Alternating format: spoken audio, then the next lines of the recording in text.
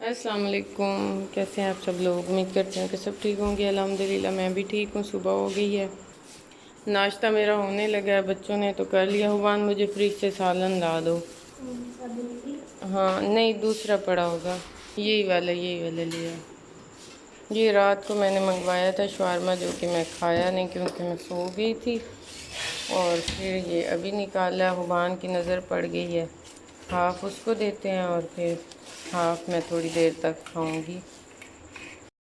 गांव से ईद करके आए हुए हमें 2-3 दिन हो चुके हैं, और मेरा जो पैकिंग थी ना वो ऐसी की वैसे ही हर चीज़ पैक ही पड़ी थी। तो फिर मैंने अब निकाल के कबर्ड में इन्हें रखा, क्योंकि काफ़ी मैस फील हो रहा था शॉपर्स में, और सारी चीज़ें पैक ही पड़ी थी बाहर ही।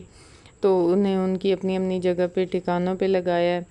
और उसके बाद फिर दोपहर का टाइम हो गया था और मैंने बनाना था खाना। खाने में मैं बना रही थी दोपहर को 2-3 चीज़ें वैसे तो बनी थी, क्योंकि ईद गुज़रने के बाद ना, वैसे राइस तो वहाँ मैंने खाए थे, लेकिन ख़ुद जो घर में बना के खाते हैं ना वो वाले नहीं खाए थे। तो इधर आके मैंने राइस बनाए हैं।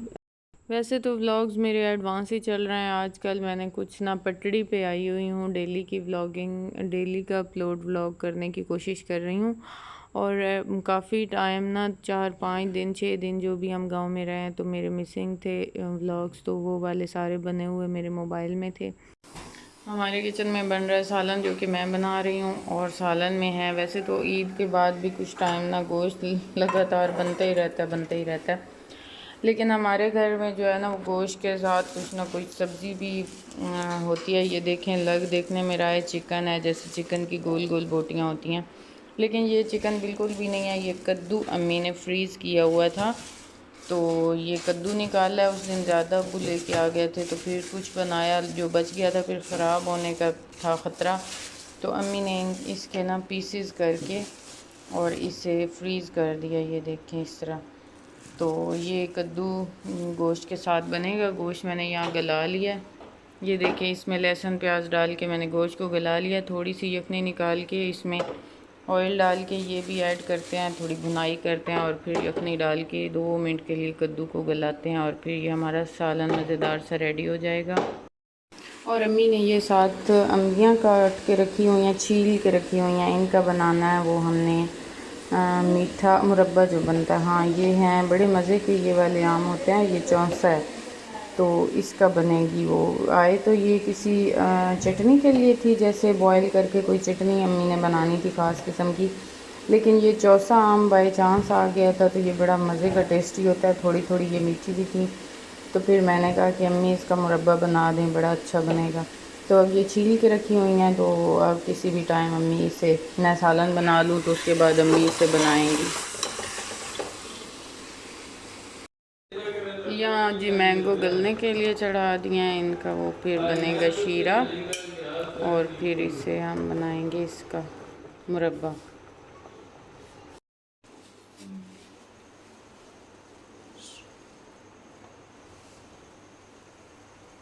पता नहीं ये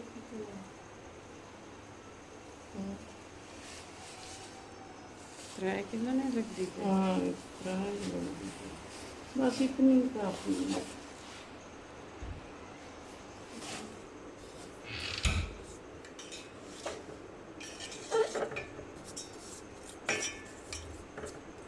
और से ना मार छुरी कपीन देते हैं ना लोग।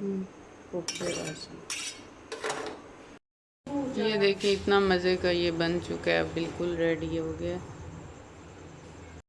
सिस्टर के घर जा रहे थे, मुझे शाहबान को भी लेना था, और रास्ते में और भी कुछ काम थे, तो उनके लिए यहाँ से हमने बॉटल्स उठा लिए हैं 2, और बाकी कुछ भिंडियाँ जो कि अम्मी ने भेजी हैं सिस्टर के लिए, तो ये ले जाते हैं। अफान बड़ी गहरी नींद में सोया हुआ था, इसे भी हमने ज़बरदस्ती उठाया और मुंह धुलाया साथ ले जाने के लिए। चलो। शाहबान बड़े दिनों से कह रही थी मामा मुझे रूम सेट करके दें, रूम सेट करके दें, तो उसके रूम के लिए ना बेड बनना था। तो इधर हम फर्नीचर की शॉप पे आए हैं, तो यहाँ से मैंने सारी वो जो जो जो मालूमात थी वो लेनी थी। तो क्योंकि मेरे पास बेड ऑलरेडी था तो वो वाला भी मैं किसी दिन व्लॉग अपलोड करूँगी, तो उसको मैंने थोड़ा सा सेट करवाना था, उसकी पोशिश वगैरह करवानी थी और पेंट वगैरह। तो उसके लिए ना मैंने यहाँ से सारा मैं सिस्टर के घर जा रही थी तो फिर मैंने सोचा कि रास्ते में 2-3 शॉप से ना मैं एस्टीमेट लगवा लूँ, ताकि फिर अच्छा होता है, क्योंकि एक ही शॉप पे फिर रेट जो है वो अक्सर जो है शॉप्स वाले कहीं से ज़्यादा ले लेते हैं, किसी शॉप पे कम होता है। तो ऐसे ही था, फर्स्ट शॉप पे हम गए जो कि हमारे घर के नज़दीक थी, तो उसका रेट बिल्कुल रीज़नेबल था, ये वाली जो शॉप थी। और उसके बाद हम 2-3 शॉप हमने विज़िट की और उनसे जब एस्टीमेट लगवाया तो वो काफ़ी महंगे करके दे रहे थे, लेकिन फिर अभी तक हमने इनको पहुंचाया नहीं है। इंशाल्लाह कल या परसों इस शॉप पे पहुंच जाएगा और फिर इस पे वो सारा कुछ जो जो हमने इन्हें कहा है वो कर देंगे। और यहाँ साथ इनके ये बैठा था परिंदा, ये क्या कहते हैं पता नहीं, उकाब कहते हैं इसे या क्या था ये, बहरहाल ये इतना मज़े का था। और बाकी अगली दुकान पे, जितनी भी ऊंची दुकान पे हम जा रहे थे, उनके रेट जो थे वो हाई होते चले जा रहे थे। तो वैसे फ़र्नीचर तो बड़े मज़े मज़े के पड़े थे, अब तकरीबन हर जगह ही बड़े अच्छे से डिज़ाइन के फ़र्नीचर बन रहे होते हैं। फिर हम गए अपनी सिस्टर के घर, पहले अपनी कज़न के घर गए, वहाँ से शाहबान को पिक किया क्योंकि हुबान जो है वो गई हुई थी अपनी खाला के घर, सिस्टर के घर आए थे और अब यहाँ से वापस जाते हैं। थोड़ी देर हमने यहाँ रुक ली है और अब हमें जो भी काम था वो हमने कर लिया, अब हम नीचे जाते हैं वापस अपने घर की तरफ। हाँ चलो।